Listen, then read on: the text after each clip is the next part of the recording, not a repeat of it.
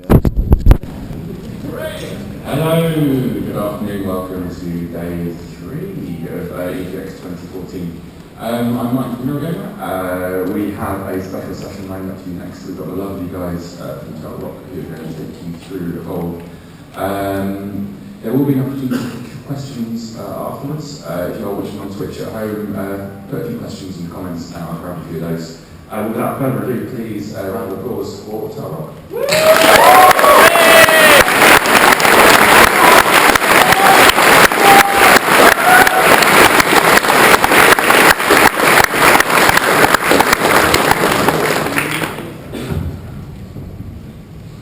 How's it going, guys?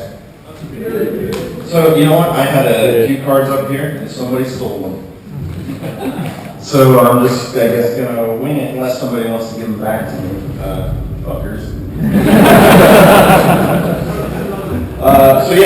My name's Phil Robb. I am co-founder of Turtle Rock Studios and creative director on Evolve. I'm going to tell you a little bit about Evolve. If you guys are here, I'm going to assume that you know a lot about what I'm about to tell you, but you know, what the hell.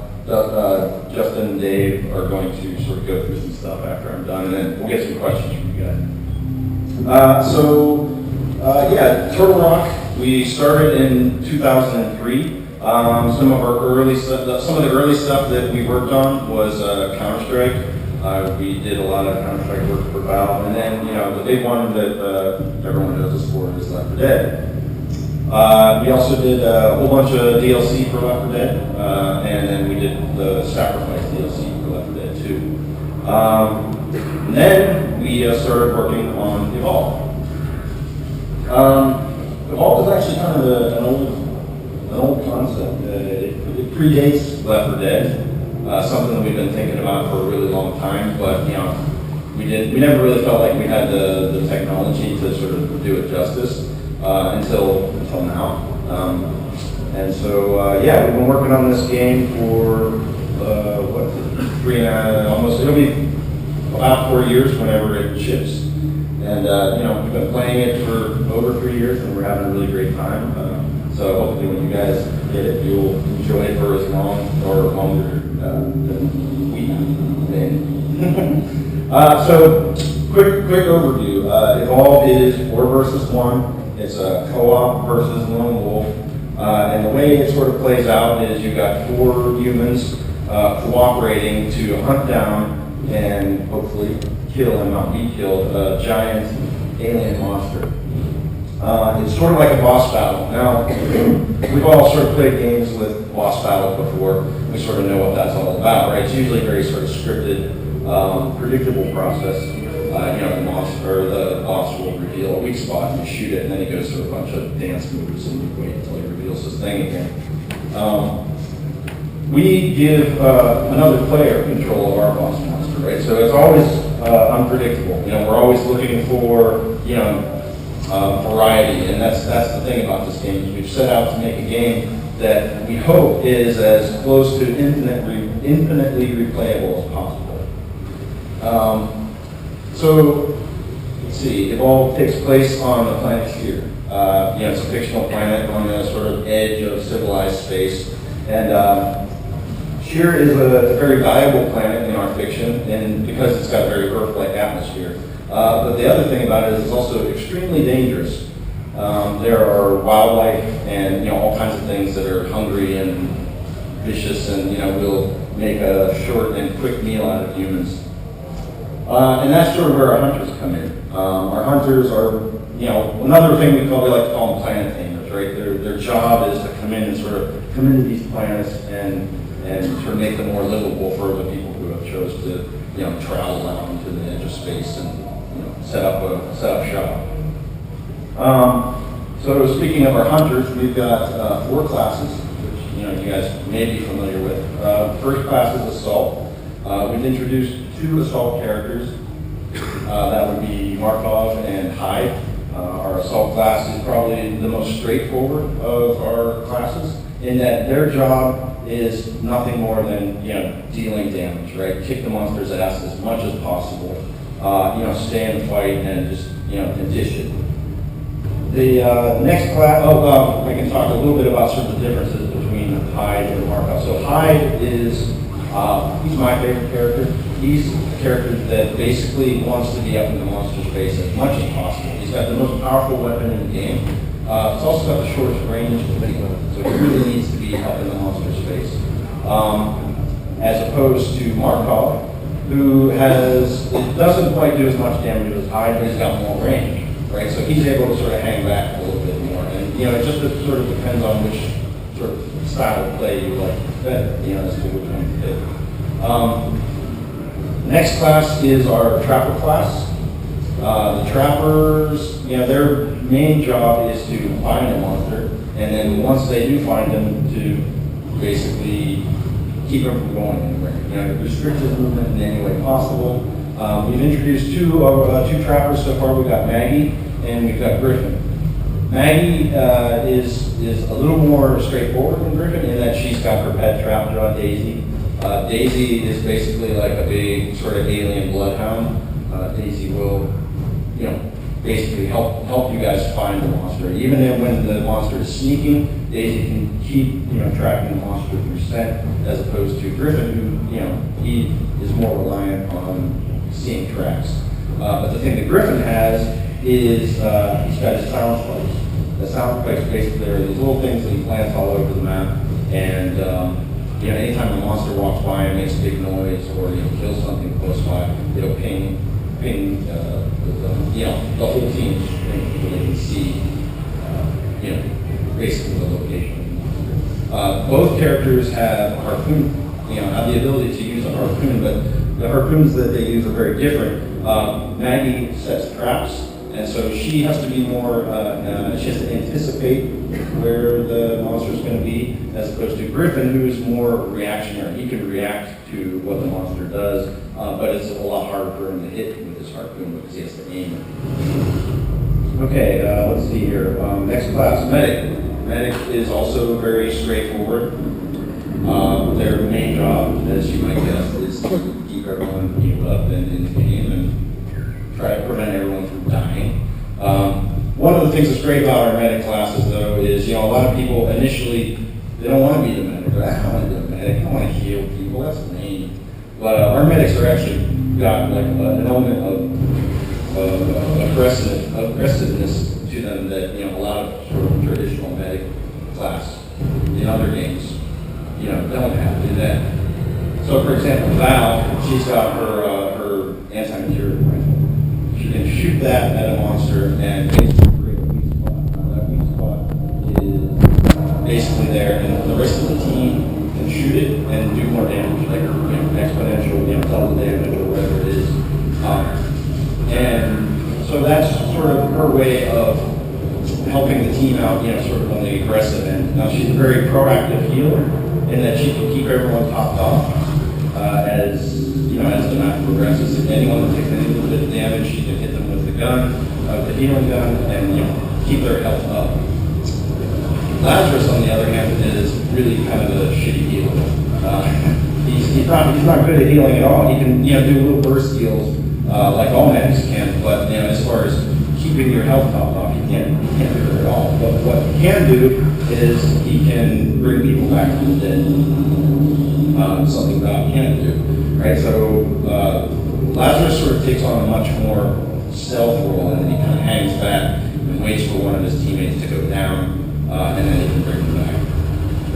Let's see here, and last but not least, we've got our support class. So the support class is kind of, I like to think of it as the glue that kind of holds the team together. They've got they give advantages to the team, and they help protect the team in different ways.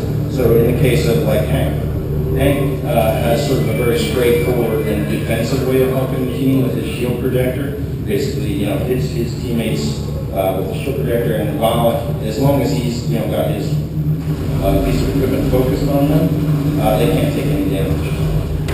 But there is a limit to how long you can use them.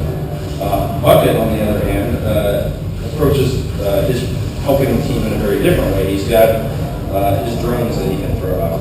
Basically, he can throw out 5 of these little gun drones, and they'll just hang out in the area, and anytime a monster comes near, he'll shoot them. So Bucket's able to create a very dangerous place for the monster to fight.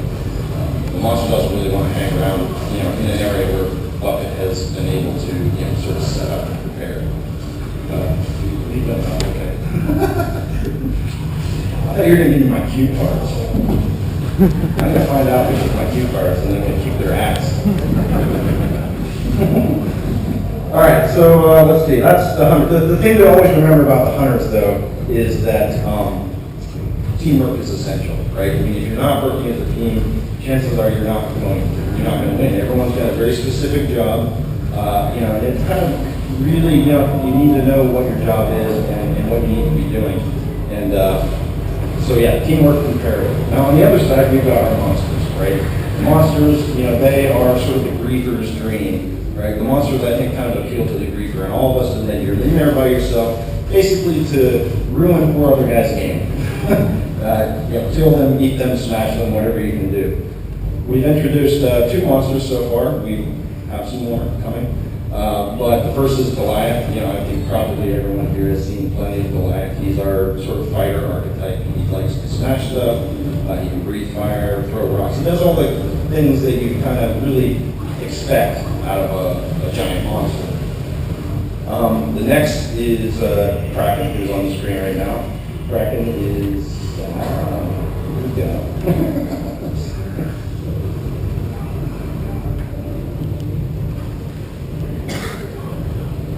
I'm not cheating, it's just, kind of an outline. It lets me know all the things I want to tell you guys about. So anyways, Kraken, he's more of our wizard archetype.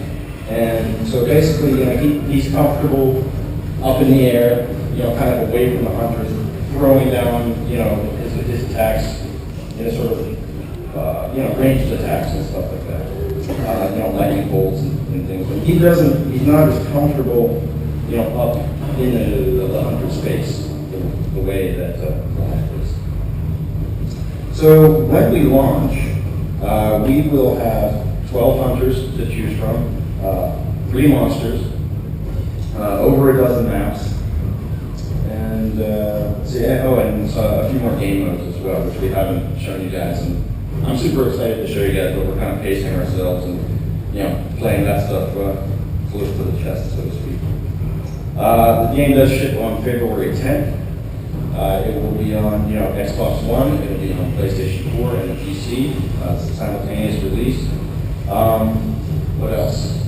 Oh yeah, if you pre-order the game, you will get the first Monster DLC for free when it comes out. So it's a pretty good deal. The Monster will be available to everyone, but if you pre-order, you get it for free. It's kind of a no-brainer. If you don't feel like waiting until February 10th to play, we do have a few opportunities for people to play. I think all of you guys came in and saw one of these on your chair. These are codes for our big alpha, which is coming up very soon. Basically, just follow the directions on the back, and it'll enter your name into the list for the big alpha. Our last alpha was pretty small. This one's going to be huge, right? We want you guys to get in, play it, and enjoy it. We also want you to do your best to try and break our shit, because that kind of information really helps us. We'd rather you break it down than after we use it. If you don't manage to get into the big alpha, we've also got a beta coming up in January on Xbox One. It's an open beta. Anyone who has an Xbox can play it. It should be pretty fun. And that's about it for my spiel. I'm going to turn it over to Dave and Justin, also known as DB Sinclair and Jay Party. They're our sort of official shoutcasters for Evolve, and they're going to kind of run through a match and give you guys a little bit more detail.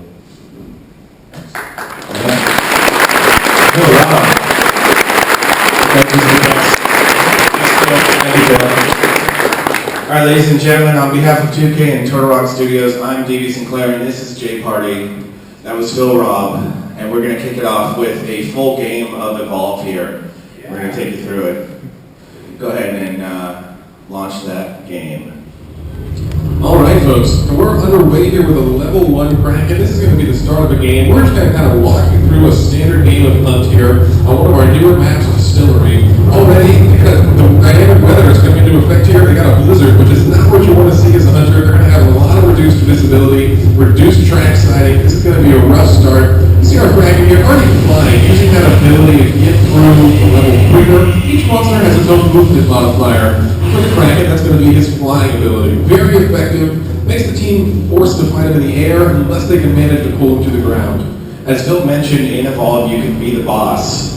You don't start out as the stage 3 boss though. You need to run, eat wildlife, and evolve. There's also the hunter aspect to the game. That's the 4 in the 4 versus 1. You're seeing the hunters here freshly off the dropship. And the first thing they need to look for is you're seeing on the ground there are glowing footprints. Look for footprints right off the bat. It's going to tell you the direction the monster was headed, as you can see there on his trail now. And also, occasionally the monster will startle birds. Look for that notification as well. Yeah, we're going to probably see more of that coming up, but already we see this monster doing some quick eats here at stage 1. He has that evolve ready to go, but this is where you have to make your first big decision here. At the very top of your screen, you see a red health bar, and above that, the blue armor. That armor is full, and that's going to build while you're eating. But when you evolve, you're going to use up all that armor, and that's going to go back to 0. So the monster has to first decide if he wants to fight at stage 1 with full armor, or just throw that away, get to stage 2, and try to level up, but he's going in here.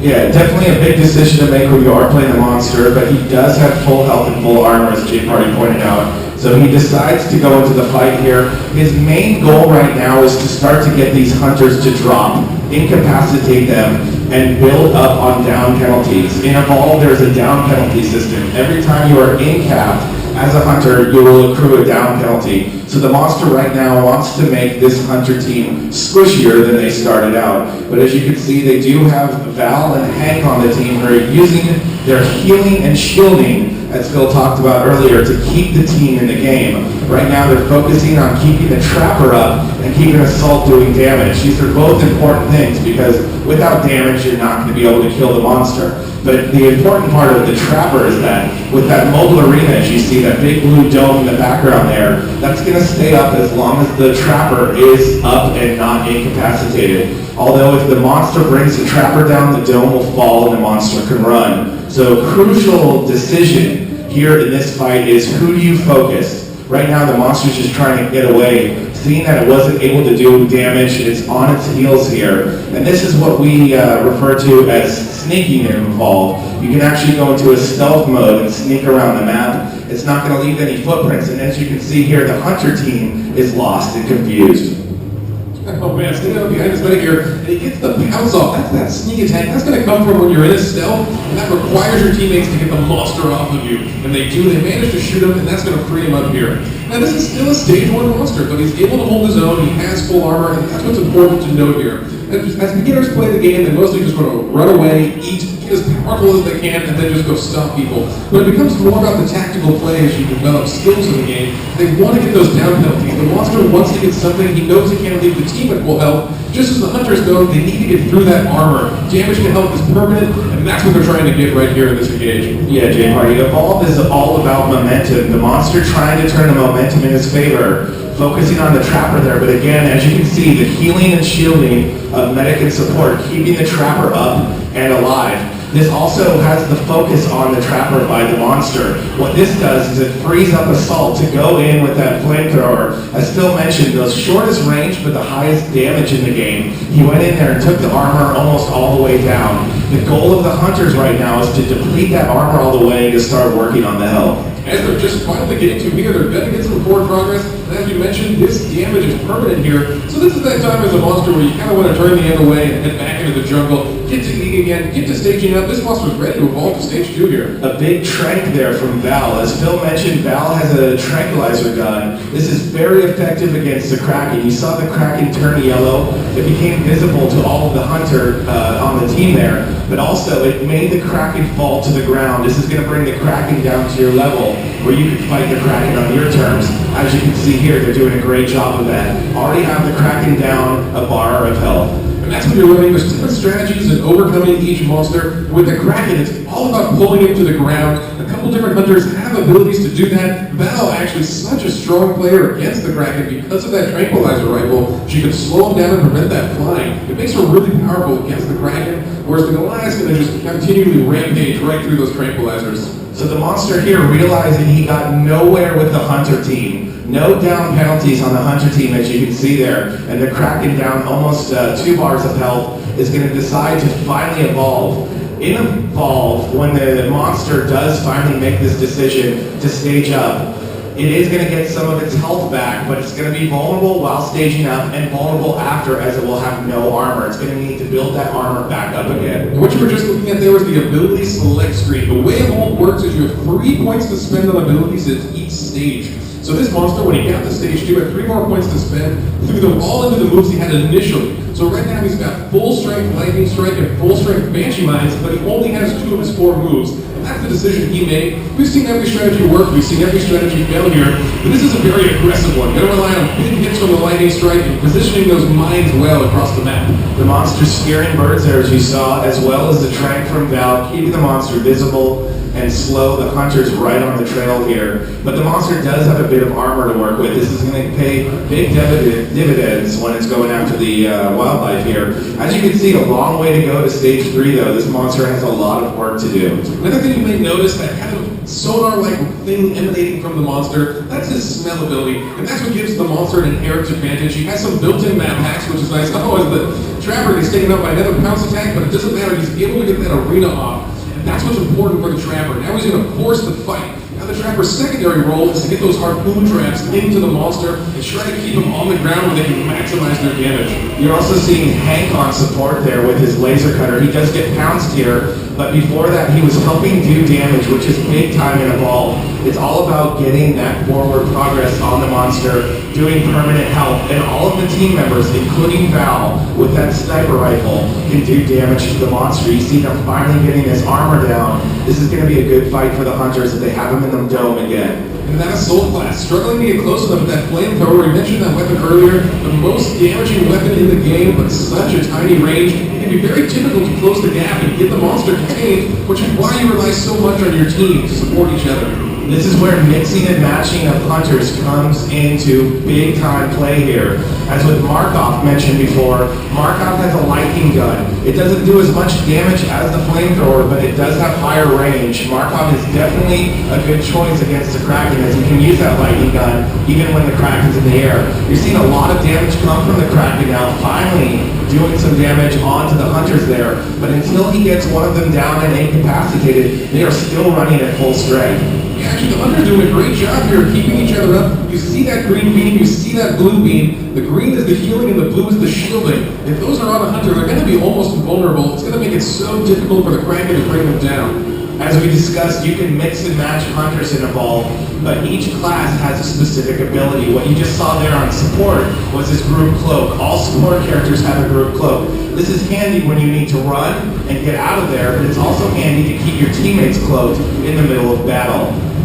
Yeah, looking at our assault class here, we can talk a little bit about that class too. The group ability that all assaults have is going to be the personal shield. We haven't seen this assault use it yet, but that's going to make him invulnerable for a couple seconds there. And that is so important, as the assault's main role is to just draw all the aggro, get right in the monster's face. Finally, a teammate goes down, but it's only Daisy J Party. And the reason Assault hasn't had to use that shield yet is because of the amazing healing and shielding from this team. He really hasn't need to go there, being able to focus on damage so far. Yeah, this monster, falling below half health, this is not an ideal situation as a monster here. He's really got no forward progress on the team, and his health is dwindling quickly. But one thing that we mentioned, the ball is very momentum-based. He is getting people's health down, he just hasn't made any permanent progress.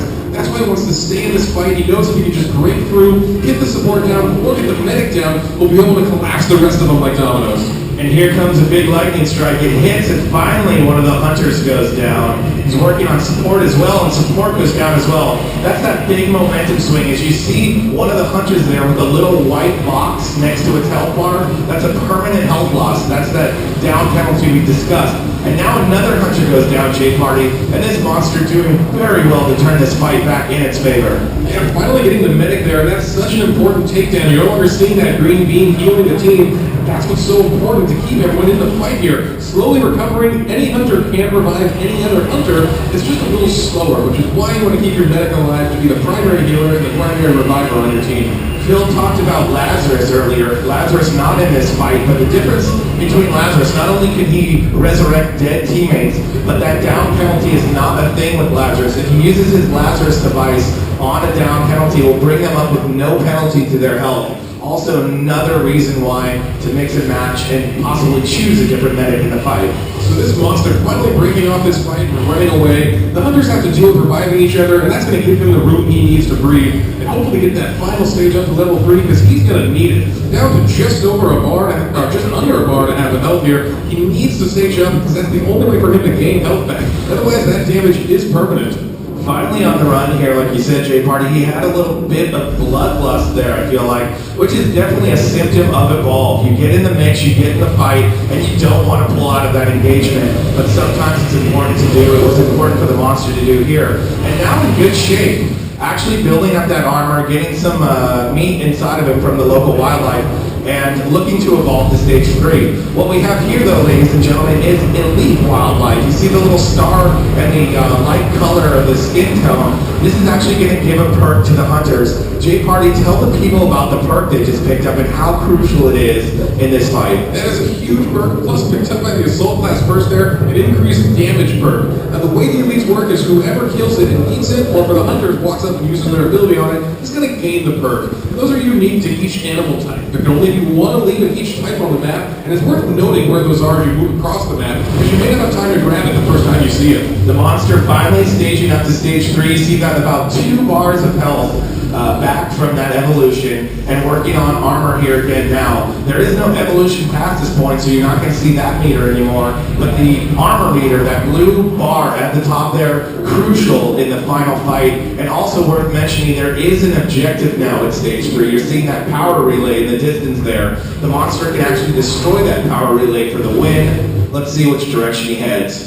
Oh, it looks like Val was dead in that fight. So when a hunter is fully brought down and then brought to death, the 2-minute timer starts. And that's how much time the monster has to kill the rest of the hunters before the dropship brings back reinforcements. So what you're seeing there is Val and the dog Daisy being brought back into this fight, and this team's back at full strength. The monster sneaky now and using that smell ability in unison there. That's a great tactic to get around the map unnoticed and see what's around you. As Jay Party mentioned, that smell ability will show what's around you, wildlife and hunters included. You see the hunters here falling back to that power relay. As mentioned, if they can defend this, they will win the game. And you see Val using that med gun to top off the teammates with health.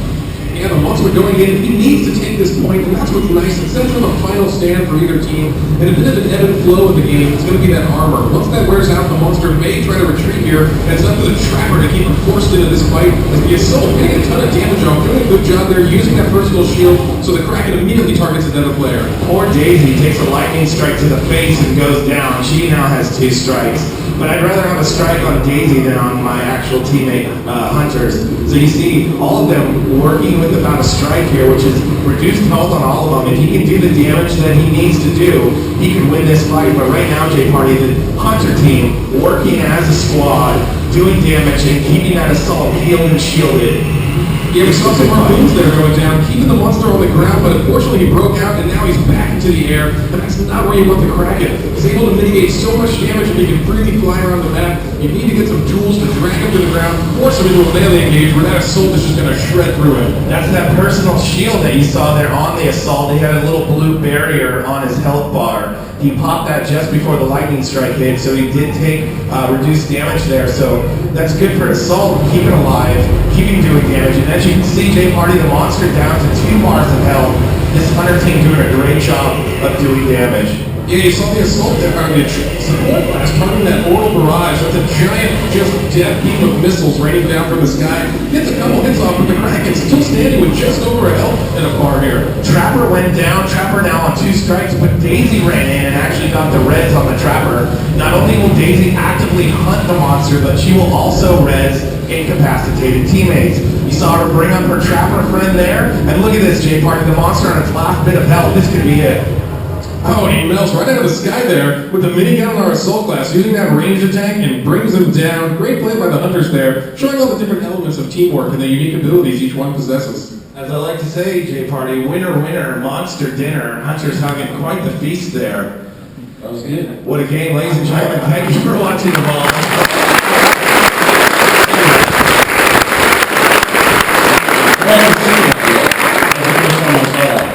Good match. Good match. It's fun to watch, huh? I mean, that's the interesting thing about Evolve. I mean, I spend as much time watching the guys in the office playing it as, I probably more time watching you guys than others play. It's always just, I don't know, it's really entertaining. At least it is for me. I hope it is for you guys too. All right, we're going to kick off some Q&A as mentioned. So I hope you guys have some good stuff for Phil Rob. I didn't see the key whatsoever. You didn't? Okay. I was worried he's going to laugh me when I come on stage. You stand and still monkey first. So yeah, we do have some time for some questions. If you do want to ask a question, there's 2 X's in both aisles. If you just kind of make your way up there, and then I'll work through you all one by one. So anybody have any questions? Oh, we got spotlights too. Yeah, that's not intimidating at all. I like that question.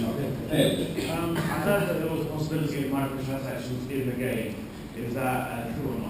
microtransactions meaning like, You can buy weapons, make your character more powerful, possibly more upgrades to the monster. no, we do have some plans for some cosmetic stuff, but as far as like changing, the power or, the sort of gameplay elements of the characters, no. I mean, that would be pay to win, and pay to win sucks. Yeah.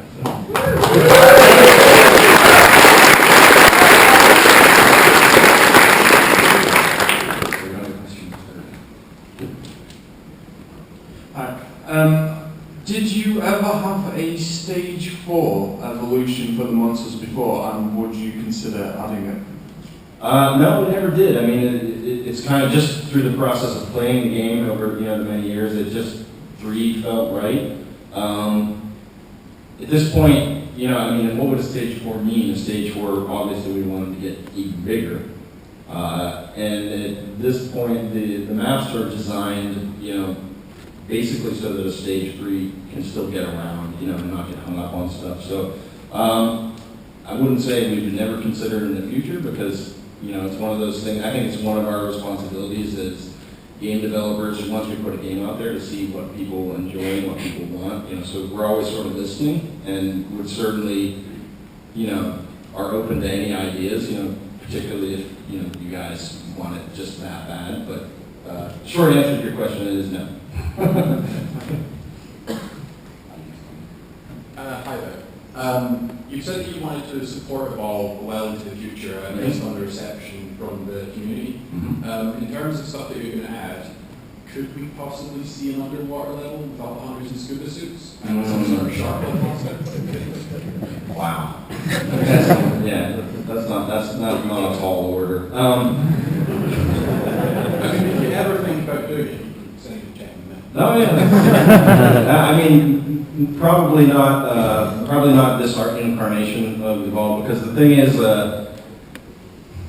we used to have very deep water, and we had some interesting game mechanics that at the time were really fun, and the more we played with them, the more we discovered that they were broken. I'll give you an example. It's a pretty entertaining one. Early on, when Goliath, used to be called Scorpion, he was sort of this big crab monster. One of his powers was that he could grab a hunter and, chuck him across the map, essentially. But we quickly found that people weren't doing that.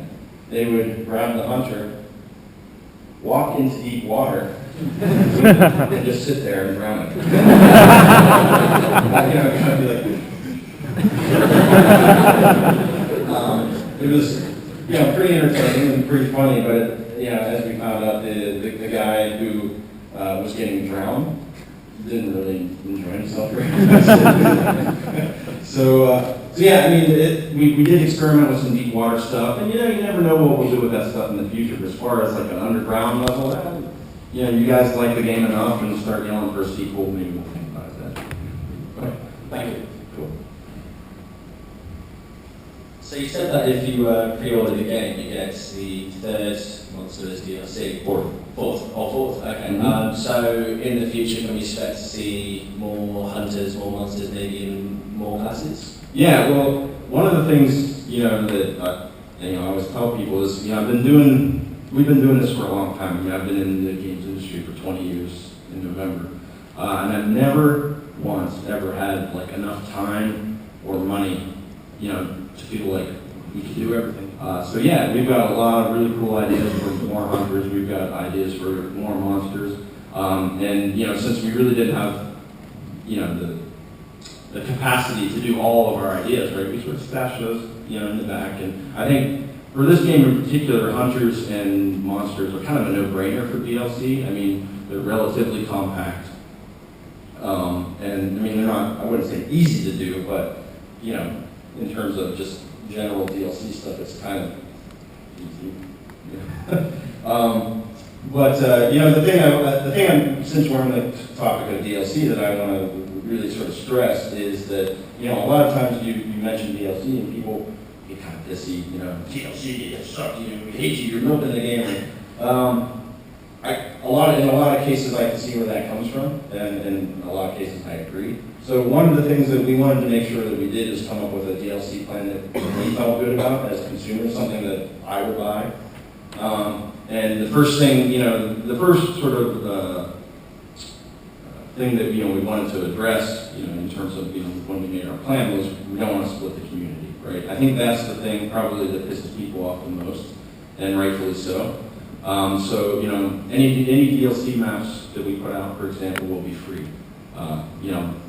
Anyone can get those, right? Because that's the first thing that will split the community, right? You're going through a bunch of maps, all of a sudden, a map loads that you don't have and it kicks you out. That sucks.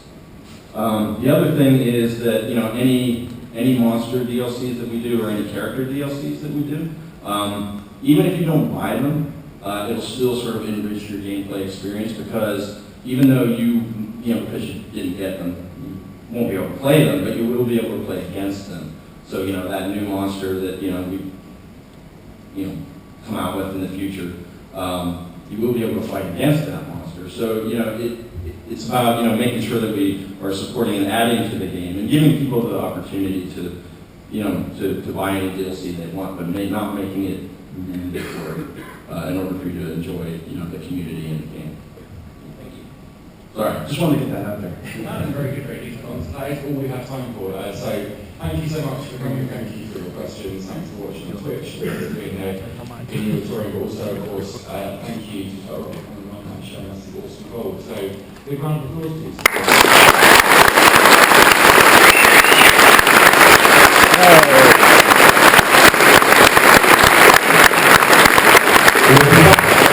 Our president, which is really hoping to see some of you. Thank you very much.